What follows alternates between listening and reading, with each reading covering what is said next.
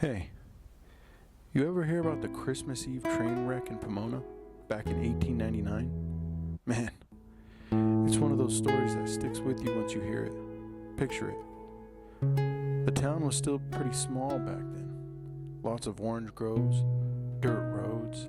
It was a smaller town than today, where everybody knew each other. On that Christmas Eve, a passenger train was headed into town, loaded with people just trying to get home for the holidays.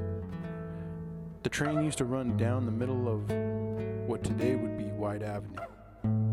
Then headed south just after Holt near the post office, the track made a sharp left turn. Now the train was going a little too fast, and maybe the weight of the people was more on one side of the train cars than the other that day.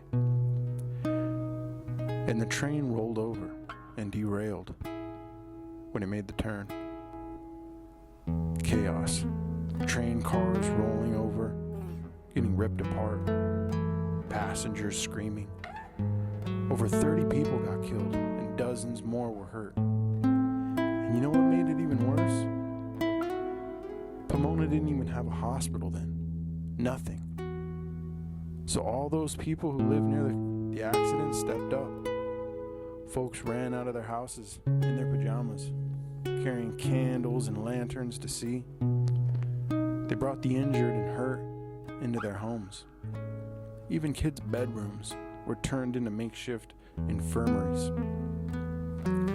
Quilts came off the beds to cover strangers.